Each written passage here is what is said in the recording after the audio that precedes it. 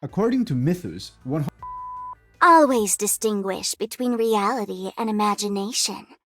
All right, Gray? Ha ha, not what you expected. Greetings viewers, it is us, the one and only, aha, your favorite Eon. We interrupt this broadcast of the Elations lore because we thought it would be fun to spice things up and change the narrator to someone more fitting for the task. As such, please welcome this community's friend, Eve _Ning Music, who shall be your prestigious narrator, and the star of today's main event. So, without any further ado, let us stop stalling and let the show begin. Boat of Intoxication. Allow me to tell you of a ludicrous fleet, with the flagship the drunk white Siren. Phagousa blessed them. They used the honey brew of Mythimus to start a great fire. Every warship was bathed in the enchanted liquor. The drunk sailors clung to the ship's railings, spouting gibberish. The old captain at the banquet started brawling the sea. The deranged warships plunged into the ocean like a whale pod and suddenly surfaced again, sending waves, smashing sea monsters and enemies into pieces, and leaving enraged allies behind. In the end, the sailors all drifted with the schools of fish, lost in their drunken slumber. My dear captain, along with the white Siren, sank in the amber-flooded flames, with the remains of burned monsters and his favorite honey brew. Oh? You say you miss that old, foolish narrator? Well. Fine, I am a generous Eon, so I shall make a compromise. Our beloved, new narrator can continue singing the praises of the Elation, while your old conspiracy-driven one can give his opinions on the equations, as he always does. Don't ever say I don't spoil you guys. Smiley face. Oh? Wait, I actually do get to be in this episode? Let's go! Speaking of that boat of intoxication though, I just adore the fact that these individuals were so freaking drunk, they just won every battle. They went against sea monster enemies and even destroyed their own allies because of how drunk they are. I don't think we're ever gonna hear of these individuals ever, but I really do hope that if we ever expand on Phagousa's storyline, that we get to see the remains of these individuals, because that sounds hilarious. Sophist of Gods. Allow me to tell you of a group of lunatics, disciples of deception. They were thieves who lived off debate, gambling with a single gold coin, and were eager to see who would cower away first. It is known to mankind that Aquila reigns over the sky, while Phagousa rules the seas. But they argued that the falling raindrops were the scattered scale powder of butterflies. Is sleep a gentle caress from the death, or the whisper of the night? But they dare claimed it was the gift of Zagreus. Blasphemous! How could they have named Kephali the father of the earth? They lobbied the city-states to smash the statues of butterflies, reshaping them into spiders. The sages were left speechless before these unreasonable scoundrels, their faces flushed with indignation, shouting and protesting in vain. The gods and their authority were reduced to mere crops in their ridiculous performance. I have no idea who these individuals are, but the fact that they were trying to gaslight the entire planet by just claiming the gods of something were the gods of something else feels so freaking funny. It reminds me of the, like those TikTok accounts where it's like just spreading a lot of misinformation, or they say random bullshit for the sake of just rage baiting and getting an interaction. That's literally what these individuals are. They are the most toxic kind of influencer, and I hate it. But at the same time, it is so funny that they exist within Amphorius. Water Lyrist. Your music pales in comparison to that of my old acquaintance, the gorgeous Decamos. Instead of strumming the strings, the harpist said, "You are not worthy of hearing her melody. Only a lover or a mortal enemy can make her sing." He closed his eyes, bashful in a manner unlike a typical Mythomean. That was the first time I witnessed a harpist caress his companion in the waters. The harp bestowed by Phagousa, made of flowing water, wielded divine power through its currents. Its music morphed into a vortex, rent the soul of the living. I saw enemies descend into madness, sea monsters bit through their own necks. That was the greatest water lyrist I'd ever seen. The music, vibrating with the waves, drowned in a pursuing force in the ensuing tidal wave. Now this sounds amazing. I know we already have some characters that are musically themed, like Serval and Robin, and Ruan Mei, technically speaking, but I would love to get this one, just from the idea of them drowning enemies, making them go into madness. I feel like this could be really cool just for like a DPS or like an ability character. I would absolutely adore this, and the fact that they are being blessed by Phagousa just makes everything that much more intriguing. Wave-chasing Siren. Well, I never expected to encounter a fellow entertainer here on the sea. Hey, humans on the ship, you better not get startled by my otherworldly appearance. Phagousa was so drunk when they created me that they added too much seaweed and algae for me, making me less charming than my siblings. But I have my own strength. In terms of making music, no one rivals me except Hysilens, who stands by your Empress's side. Believe it or not, even Menestia would call me their master. Hey, what are you doing there? Easy! I won't seek revenge for the fall of that old-timer. Before the black tide takes the ocean in, let us revel the night away! I sing, and you will play that one-eyed bar over there. Let's wager our finest honey brew and see who the guests aboard will cheer for. Okay, so now this is really interesting. So far, we have gotten 3 equations that are related to Phagousa, which in all honesty might make you think that Phagousa is the main focus of the Elation. And while I would love for that to be true, that is not the case. That being said, I do love the fact that we're getting to know more about this other titan, like the Titan of the Oceans. And it is, I feel like it's not shocking, but it's still intriguing that Phagousa is related to alcohol a lot. Like, the fact that this entity is just saying, oh hey, look at me, I know I look horrifying because Phagousa made me when they were drunk, but hey, at least I can play some amazing music. I don't know, that just seems like really cool. I would love to meet this individual. Conspiracy theorist. Who wrote "The Chrysos War left carnage and devastation in its wake"? As the black tide surges and the city-states crumble, does it all unfold like a strategic game of chess? Do not accuse me of being bitter or heartless, for the epic tales of the world are mere dramas to me. Look at Tantalon, who claims fairness and justice, yet chaos and rebellion reign supreme. And I see Aquila, the father of the skies, yet they confine their followers to the earth below? I'd venture to say that even the flame chase journey of the Chrysos heir is just a farce. Since Amphorius has crumbled into mud, why not just let it be? We're mere mortals, with nothing more to lose than our pathetic lives. Might as well seize the day and have some fun before we're gone.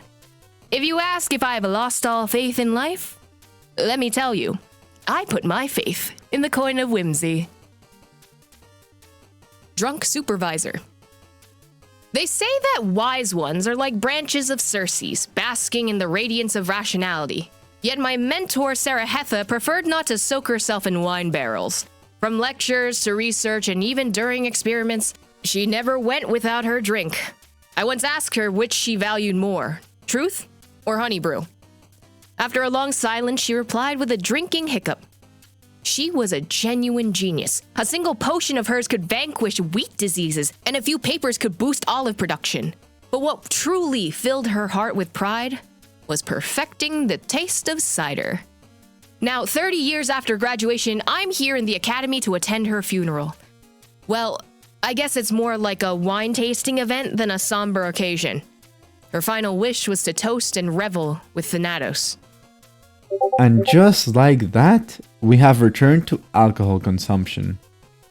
That being said though, I'm really enjoying this, because even though I know for a fact this path is supposed to be more attuned to Trickery and Zagreus, because the boundary equation is Trickery's miracle, I still genuinely enjoy that we're getting to learn more about Phagousa, and that Phagousa was someone that would get drunk despite being a Titan. In all honesty, that is making me a lot more intrigued about the Titankin's physiology. Like, this has me really confused, but I really want to know more. Smiling Executioner. In the land where Tantalon is revered, there lies a city-state named Littletrato, where justice for crimes know only two fates: innocence or annihilation. How harsh the law! Yet its execution is nothing short of dramatic. Perhaps it's because the citizens here live their lives by the book, only to laugh heartily before they meet their end. The executioner dresses as a clown, entering the stage with a comical flair, as if he's not here to end your life but to win your applause. His jokes are so hilarious that even those facing their final moments can't help but laugh out loud. As the prisoner's laughter echoes, their head suddenly rolls onto the ground, leaving their stiffened face frozen in a joyful grin. So tell me, is this executioner vicious or kind-hearted? But he simply wipes his blade clean and moves towards the next execution site.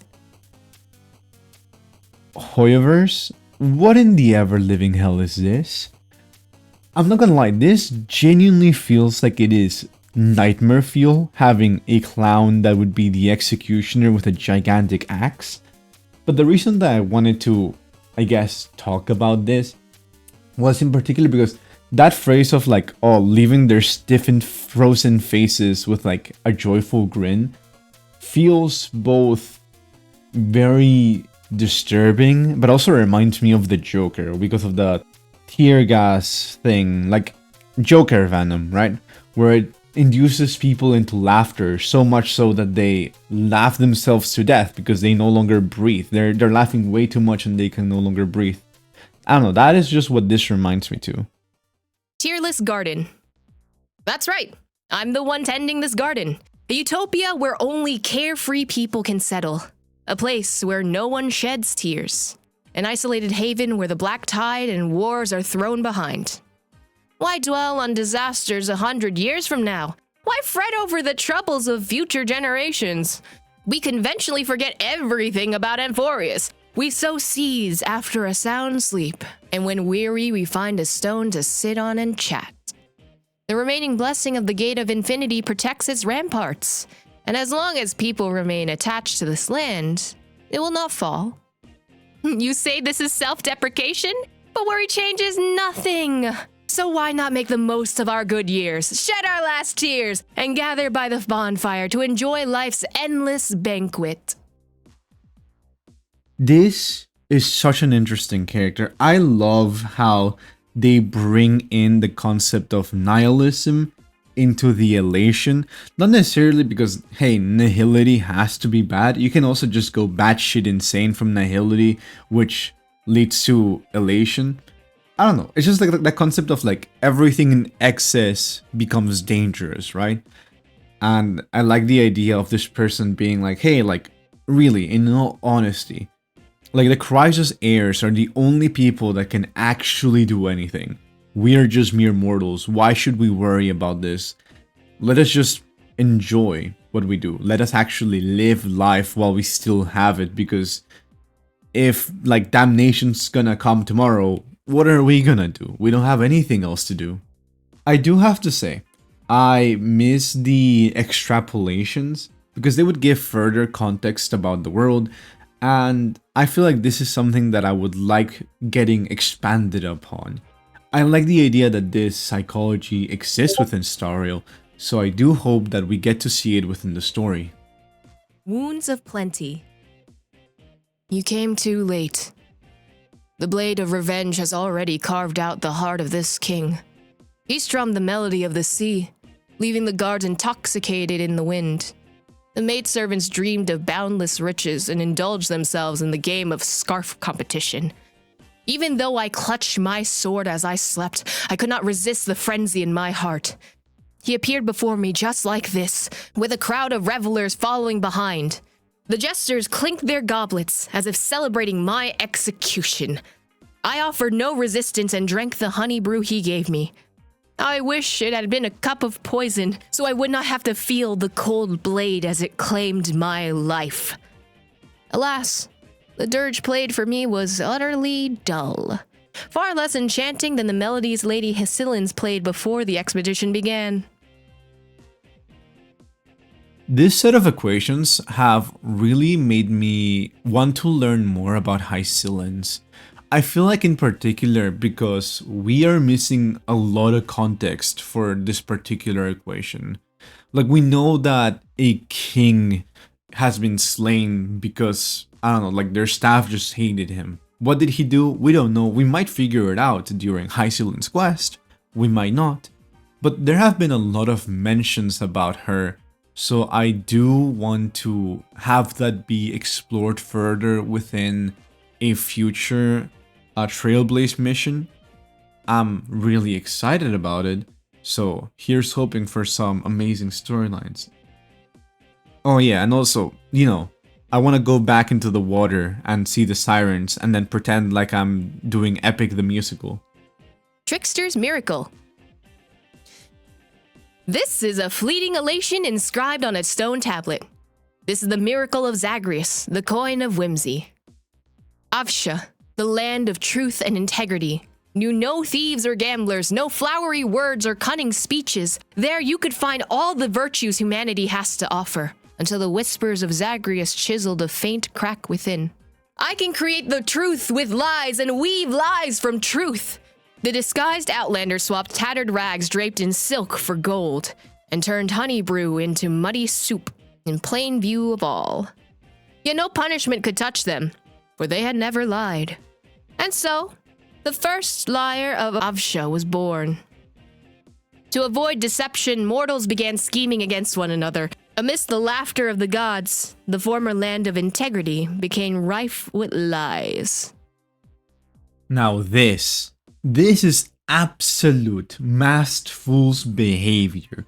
I love the fact that Zagreus, for some freaking reason, just decided to go to the most, like, integrity and truth-based city that he could ever find, and was like, what if we cause a little chaos? To the point that he made everyone doubt each other and just crumbled the civilization.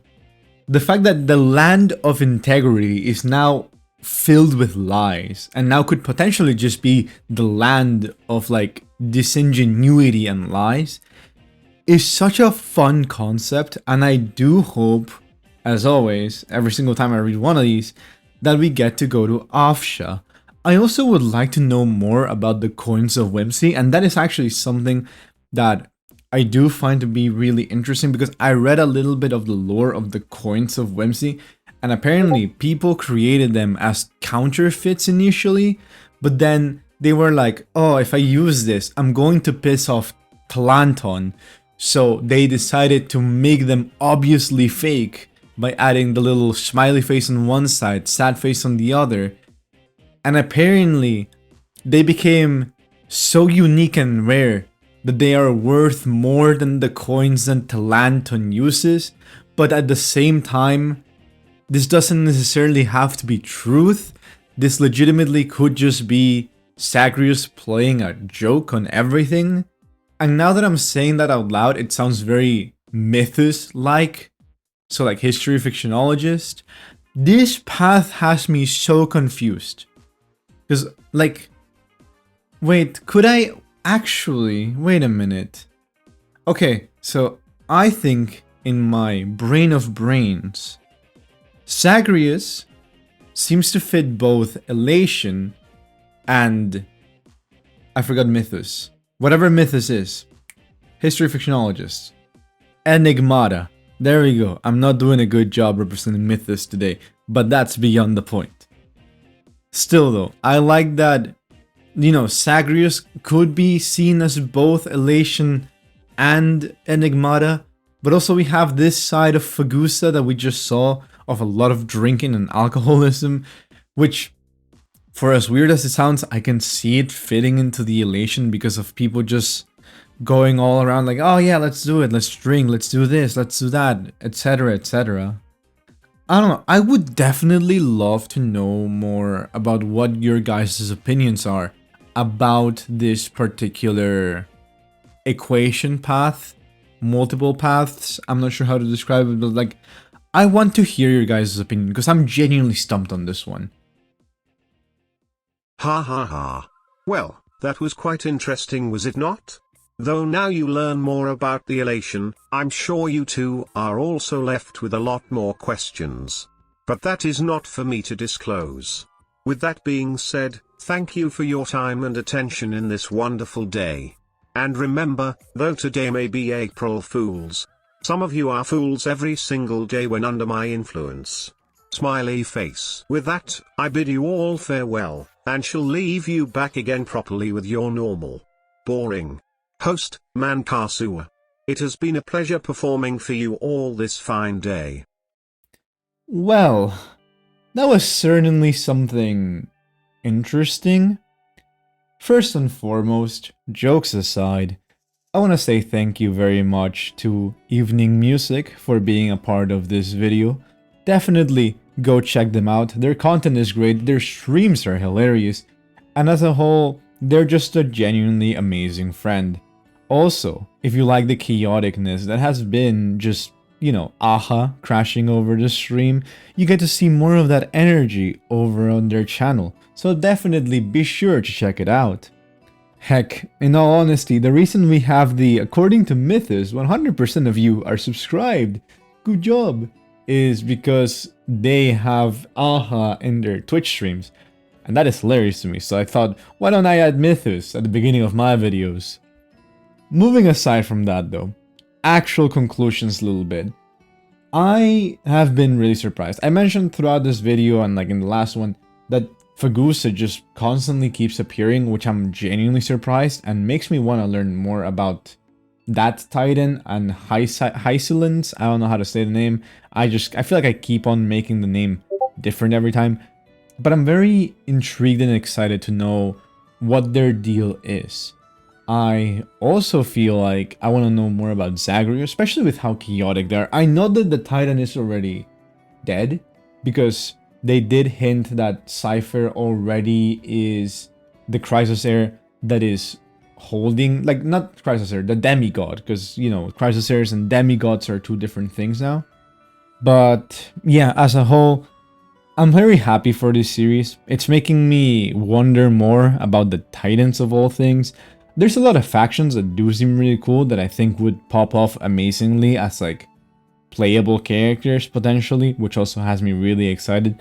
But just learning about the lore has been fun. Learning about the Titans has been incredibly awesome. Phagousa being drunk and creating that weird Siren, I think is one of my top contenders for one of my favorite equations that I've read so far. Well, technically speaking, I didn't read this one, but you know what I mean. Anyways, I do hope that you guys have enjoyed this video. I hope that you guys enjoyed this little collab of ours that we did today. And yeah, with all that being said, thank you very much for watching. I hope you're having a wonderful rest of your day, night, morning, whatever time zone you're currently watching this video at. And I'll see you all in the next one. Bye-bye.